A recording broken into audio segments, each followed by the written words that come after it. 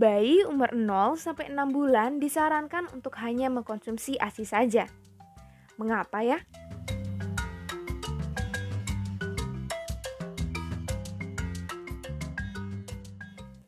Pertama-tama perlu diketahui apa sih yang dimaksud dengan ASI eksklusif itu sendiri. Oke, sebenarnya definisi ASI eksklusif itu adalah pemberian ASI saja tanpa makanan dan minuman lainnya selama 6 bulan. Ya, kecuali obat-obatan. Kalau obat-obatan boleh, tapi even kayak diberikan obat-obatan itu juga kayak air putih atau air tajin itu juga nggak boleh sama sekali. Jadi benar-benar pemberian ASI saja selama 6 bulan. Sangat diharapkan agar ASI eksklusif disediakan hingga usia bayi menginjak 6 bulan. Namun di sisi lain, perusahaan makanan bayi sudah banyak yang memasarkan produk makanan untuk usia di atas 4 bulan. Atau mungkin di masyarakat sendiri masih ada yang percaya bahwa bayi sudah bisa makan setelah menginjak usia 4 bulan. Hal ini mungkin menimbulkan pertanyaan bagi seorang ibu mengenai hingga kapan semestinya bayi hanya menerima ASI eksklusif. Dulu tuh trennya masih sampai 4 bulan gitu, tapi ternyata setelah dilakukan penelitian lebih lanjut, ternyata selama 4 bulan diberikan ASI saja itu, kemudian diberikan, makanan pendamping ASI, ternyata itu tidak memperbaiki status gizi gitu, malah memperburuk. Jadi nggak makin baik status gizinya, malah, makin buruk. Akhirnya kembali lagi ke definisi bahwa ASI eksklusif itu hanya menyusui saja, jadi hanya air susu ibu selama, 6 bulan, dari 0 sampai 6 bulan, gitu. Hingga usia 6 bulan, ASI saja sudah cukup untuk kebutuhan gizi bayi. Pada masa itu, makanan belum bisa menggantikan seluruh gizi yang ada di ASI. Jika setelah 4 bulan ASI eksklusif dihentikan untuk digantikan dengan tambahan makanan, maka bayi akan kehilangan kesempatan untuk memperoleh zat gizi tersebut secara optimal. Berdasarkan penelitian, ASI saja 6 bulan itu cukup kok. Dari segi energinya, kemudian makronutriennya ya seperti karbohidrat, protein, lemak, terus mikronutriennya itu juga sudah mencukupi. Gitu. Jadi sebenarnya ASI itu kan kenapa sih kok harus eksklusif? Karena kan sebenarnya ASI saja itu kan udah cukup. Nah sebenarnya sampai 6 bulan itu masih cukup. Kenapa kok 4 bulan sudah dihentikan? Karena kalau misalnya 4 bulan itu dihentikan terus dia ditambah makanannya, tapi makanannya itu nggak bergizi atau nggak lengkap, atau tidak bisa memenuhi kebutuhan gizi dari seorang bayi, maka kan sayang gitu. Jadi kesempatan dia untuk mendapatkan zat gizi secara optimal itu makin berkurang. Jadi sebaiknya 6 bulan memang. Maka definisi yang terbaru itu memang 6 bulan. Karena di 6 bulan tuh masih cukup gitu untuk benar-benar menunjang pertumbuhan cepat yang terjadi pada bayi. Gitu. Karena pemberian makanan pendamping ASI itu juga tidak semudah yang dipikirkan gitu. Jadi lebih baik fokus untuk bagaimana memberikan ASI secara eksklusif dalam 6 bulan pertama gitu. Karena memang benefitnya sangat banyak sekali kan. Mungkin muncul pertanyaan, bukannya jika diberi makanan bersamaan dengan pemberian ASI, artinya bayi mendapatkan nutrisi 2 kali lipat, nutrisi dari ASI dan juga nutrisi dari makanan. Jawabannya adalah pernyataan ini salah. Kondisi sistem pencernaan bayi pada masa ini belum siap untuk mencerna nutrisi pada makanan selain ASI. Jika seperti ini, makanan yang masuk bukannya menjadi nutrisi dan energi, justru hanya memenuhi perut bayi, sehingga pilihan ini tidak optimal. Jadi kalau saluran pencernaan bayi belum siap, berarti kan istilahnya gini, tangkinya dia itu kecil gitu. Jadi itu kalau misalnya diisi ASI saja kan nutrisinya bisa atau zat gizinya kan bisa ini ya optimal, bisa optimal gitu. Tapi kalau misalnya dikasih makanan lain, let's say-nya dikasih pisang saja, pisang itu kan hanya sumber karbohidrat. Terus energi kecil dia satu cuma 2 kalori, itu kan rendah sekali. Padahal kalau dia masuk ke lambung, karena dia tinggi serat, jadinya memenuhi lambung. Jadi kapasitas lambung bayi ini penuh. Bisa terjadi kalau misalnya memang siap untuk mencerna makanan gitu ya, makanan padat maksudnya, ya itu bisa terjadi gangguan masalah pencernaan gitu, kayak diare. Ya jangan sampai terjadi yang ekstrim dulu kan, baru kita mengikuti kaidah yang benar gitu. Jadi memang sebaiknya kenapa sih ASI eksklusif itu 6 bulan salah satu alasan tadi karena memang sistem pencernaannya pun juga belum siap gitu untuk mencerna, selain ASI gitu. Jadi 6 bulan itu harus wajib. Itulah mengapa sangat disarankan untuk melakukan ASI eksklusif selama 6 bulan. Manfaat ASI itu dari segi gizi itu pasti banyak sekali, sampai kayak let's say perusahaan susu formula gitu ya, itu research-nya itu sampai dalam banget gimana caranya dia bisa bikin produk yang sama kayak ASI tapi nggak bisa. Ya, produk itu namanya breast milk substitute, jadi penggantinya ASI. Itu nggak akan pernah bisa 100% sama gitu, karena ya ciptaan, bisa bilang ciptaan Tuhan sama ciptaan manusia ya, pasti pasti itu akan berbeda cukup signifikan gitu. Pada dasarnya, ASI dan susu formula keduanya memiliki beberapa zat gizi yang sama, seperti karbohidrat, lemak, protein, vitamin, dan mineral. Zat gizi tersebut bisa digantikan dengan susu formula. Namun, ada beberapa komposisi lain yang susu formula belum bisa gantikan. Ini ya, jadi susu formula itu nggak bisa menggantikan ASI. Susu formula memang ada zat gizi ya, yang itu kalau zat gizi itu bisa sih ditambahkan di dalam produk susu formula ya, karena ya itu cukup mudah, namanya fortifikasi atau penambahan zat gizi ya, atau di enrich. Zat gizinya sudah ada, tapi misalnya di susu formula sedikit terus ditambahkan. Kalau fortifikasi kan memang zat gizi tersebut sebenarnya nggak ada di susu sapi tapi ditambahkan. Ya, itu bisa kalau berkaitan sama zat gizi insya Allah bisa, kayak vitamin, mineral ini ya, karbohidrat, protein, DHA, omega 3, EPA, dan lain sebagainya itu bisa. Tapi ada banyak ini ya yang tidak bisa digantikan. Yang paling penting menurut saya itu adalah ini, antibodi, antivirus, antiparasit, anti alergi, dan faktor pertumbuhan, enzim ya. Ini nggak bisa digantikan karena memang secara alamiah sangat, atau secara industri gitu ya, sangat susah sekali untuk dibuat seperti ini gitu ya. Salah satu contohnya itu antibodi.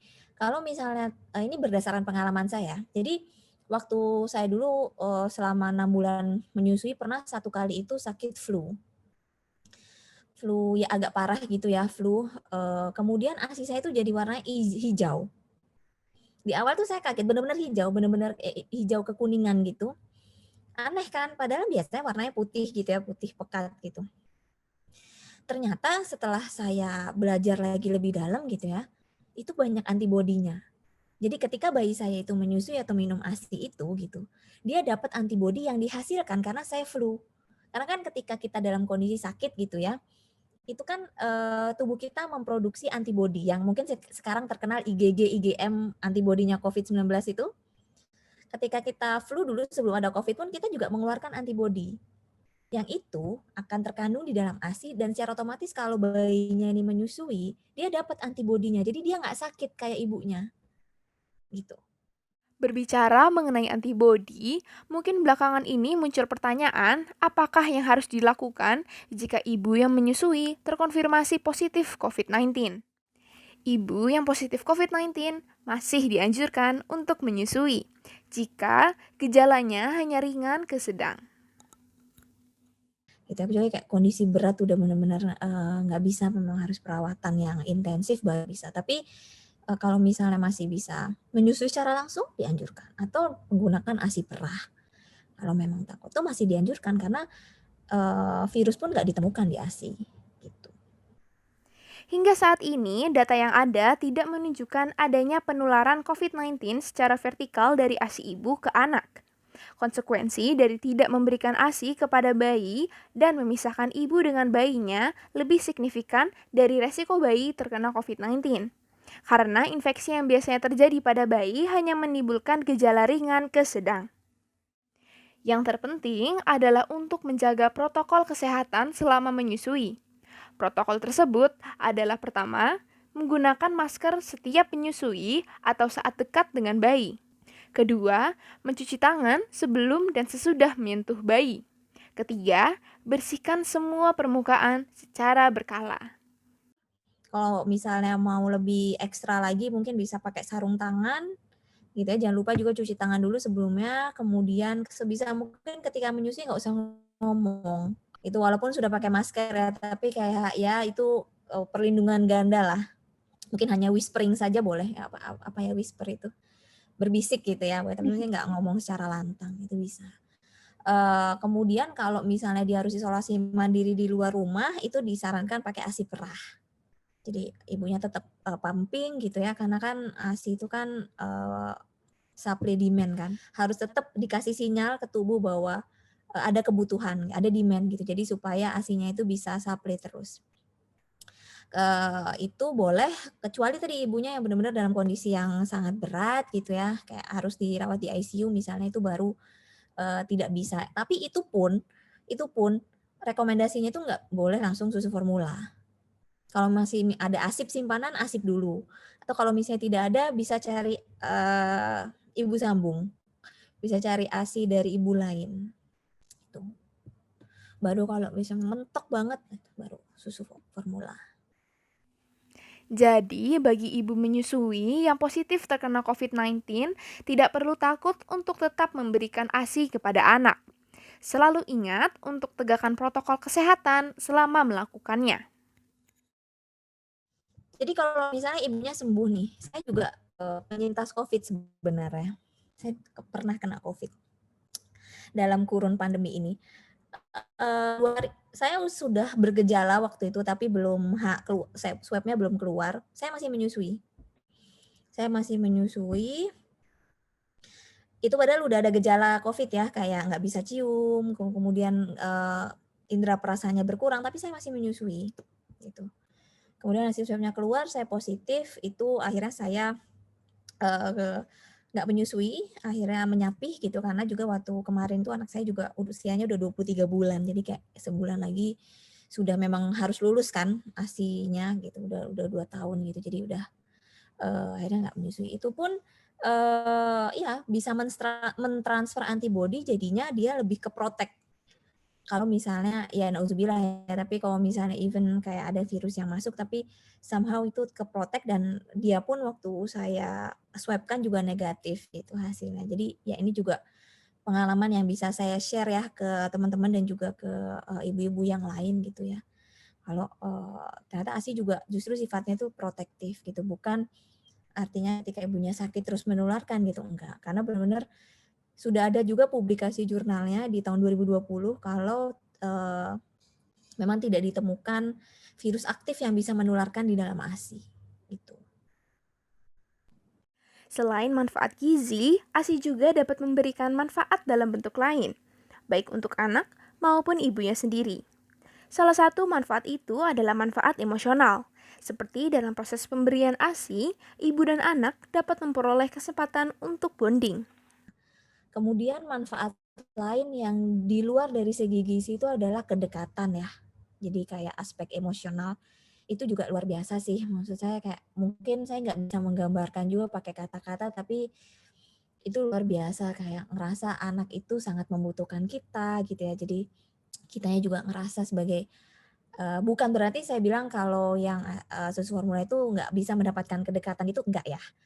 Tapi kalau secara pribadi pengalaman menyusui itu salah satu yang, eee, menurut saya juga kayak manfaat tersendiri gitulah kalau misalnya kita, eee, kasih ASI secara eksklusif gitu, kayak lebih dekat, lebih apa ya, ya ada bonding gitu. Salah satu kejadian terburuk yang bisa terjadi apabila seorang anak kekurangan ASI adalah stunting, di mana kejadian tersebut diakibatkan dari status gizi anak yang kurang baik. Selain itu, seperti kita ketahui dari penjelasan sebelumnya, ASI memiliki antibodi yang dapat meringankan resiko beberapa penyakit pada bayi. Jika mereka tidak mendapatkan ASI, maka mereka juga akan semakin rentan untuk terinfeksi karena tidak mendapatkan antibodi yang ada di ASI tersebut. Sayangnya, tidak semua ibu dapat memberikan ASI kepada anaknya. Ada banyak kondisi, baik secara fisik, biologis, atau keadaan, yang bisa menghalangi upaya ibu untuk memberikan ASI secara eksklusif. Salah satu kasus yang umum terjadi adalah pada saat masa awal setelah melahirkan, ibu tidak dapat atau sedikit sekali menghasilkan ASI. Lantas, apa yang harus dilakukan? Pertama itu kita bahkan ya urusan ASI eksklusif itu cari rumah sakit atau bidan yang pro ASI eksklusif. Itu first thing first. Kenapa? Karena ketika misalnya rumah sakit ini tidak pro ASI ya, ketika ASI saya tidak keluar, pasti langsung dikasih susu formula. pasti itu. Gitu. Dengan berbagai cara ya, saya nggak bicara banyak tentang itu, tapi biasanya kalau dia nggak pro ASI itu pasti akan diberikan susu formula, itu pertama. Nah kalau misalnya diberikan susu formula, apalagi dikasih susu formulanya itu melalui DOT, dia nggak kenal puting ibunya, dia nggak mau puting ibunya.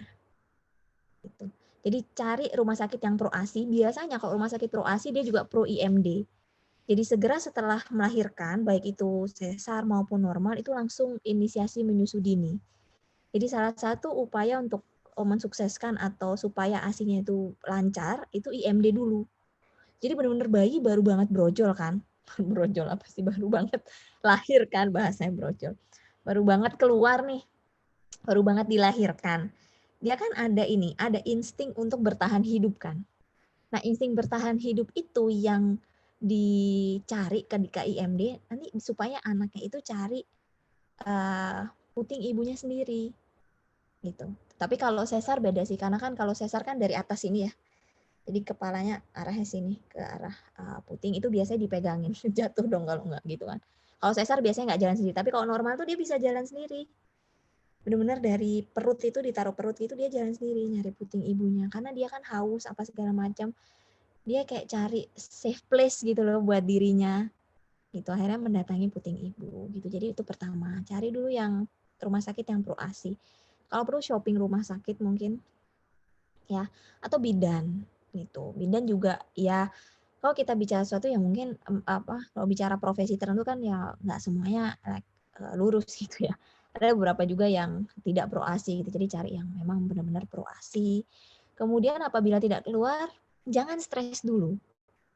Kadang ibu itu stres ya, apalagi kayak habis melahirkan itu benar-benar beban mentalnya luar biasa. Artinya peran seorang perempuan dari sebelum jadi ibu, jadi istri, kemudian jadi ibu itu kayak itu it's a big change gitu kan. Itu adalah life changing kalau bisa saya bilang gitu kan. Jadi kayak kadang-kadang ada beban mental atau ada kayak pikiran-pikiran gitu yang itu membebani ibu. Itu jangan sampai terjadi.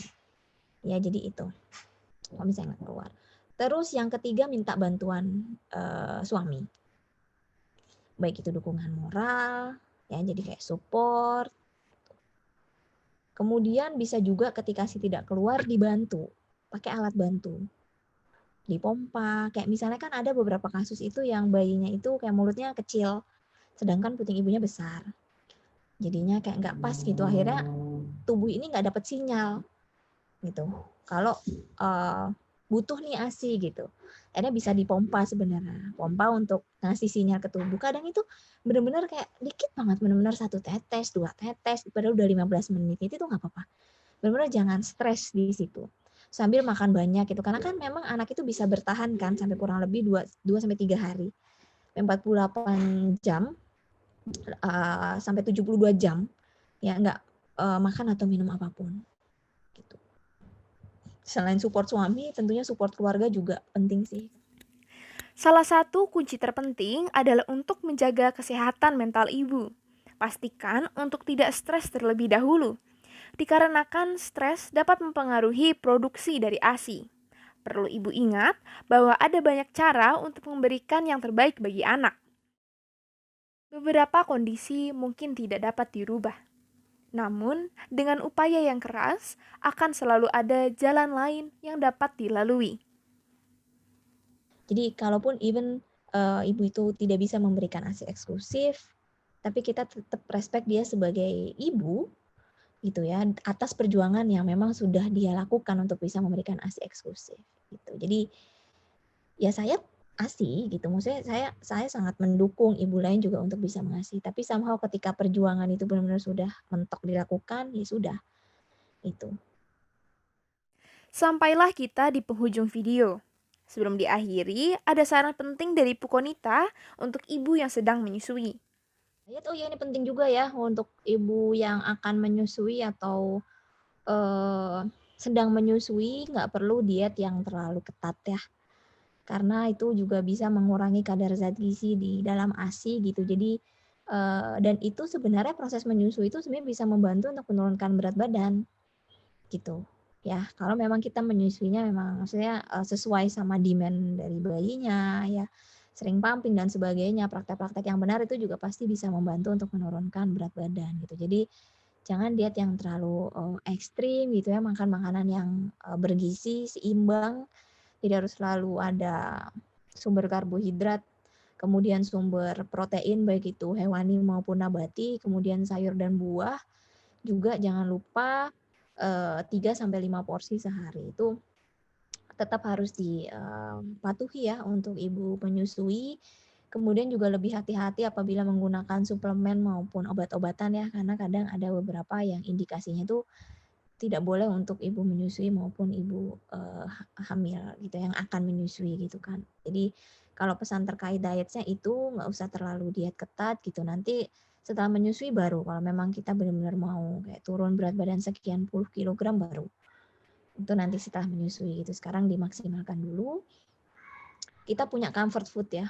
Setiap orang itu menurut saya pasti punya comfort food. Comfort food artinya makanan apa sih yang membuat dia tuh paling comfort. Jadi kayak ketika dia makan tuh dia happy gitu ya. Dia seneng gitu.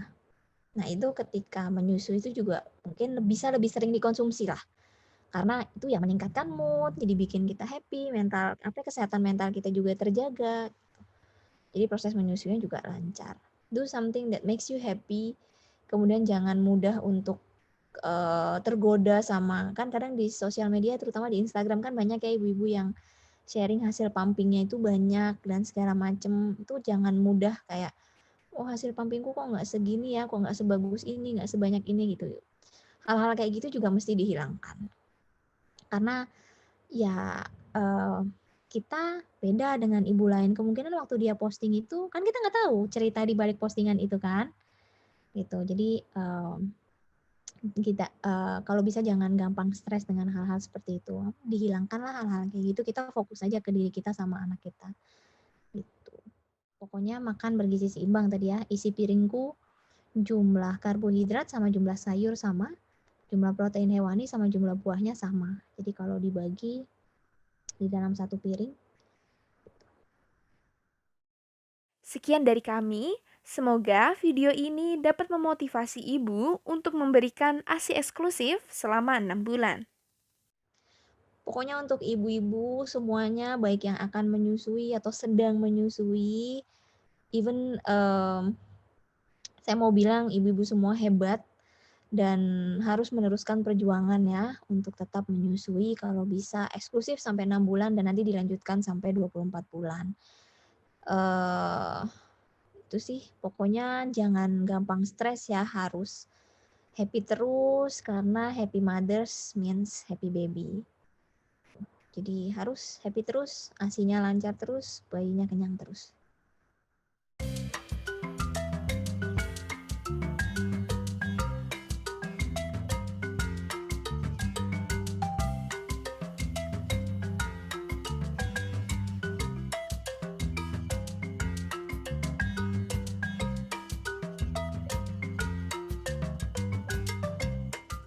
Jawab pertanyaan ini yuk. Jawaban yang benar bisa mendapatkan hadiah dari kami. Apa nama proses yang dilakukan untuk menambahkan zat gizi yang sebelumnya tidak ada pada susu formula? Tulis jawaban kalian di kolom komentar. Sampai jumpa!